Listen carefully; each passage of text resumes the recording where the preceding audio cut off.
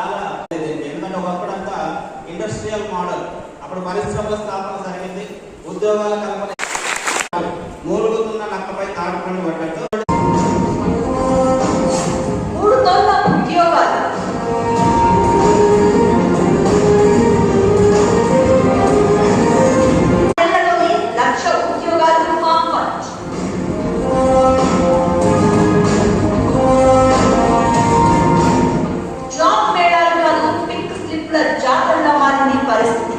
ఒక్క ఇండియాలోనే కాదు ప్రపంచ వ్యాప్తంగా ఇప్పుడు టెక్నాలజీ రంగంలోని ఉద్యోగాల భద్రత ప్రసిద్ధాంతమైంది.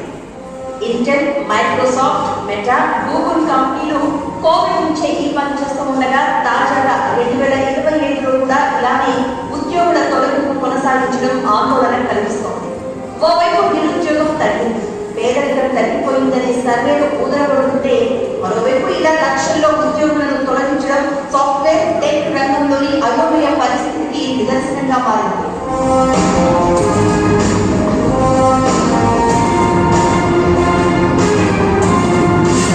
మైక్రోసాఫ్ట్ తన ఎక్స్బాక్స్ విభాగం నుంచి 9,100 మందిని తొలగించగా ఇంటెల్ ప్రపంచవ్యాప్తంగా తన ఉద్యోగుల్లో 20% మందికి ఉద్వాసన పలికేందుకు సిద్ధమైంది.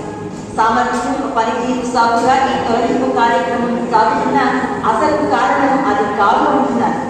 ఆర్టిఫిషియల్ ఇంటెలిజెన్స్ టూల్స్ వాడడంతోనే ఉద్యోగుల సంఖ్య తగ్గిస్తున్నారని వాదన ఉంది. దీనికి ఐబిఎం కంపెనీ అనుసరించిన విధానమే స్పష్టమైన నిదర్శనం. ఐబిఎం 2025లో 8,000 మంది వరకు పోస్టింగ్ చేసింది. హెచ్ఆర్ విభాగంలో ఈ ఉద్యోగాలు తొలగించగా హెచ్ఆర్ రూల్స్ లో 200 మంది ఉద్యోగులతో ఏఐ సిస్టమ్ అడాప్ట్ చేసింది నియమించింది.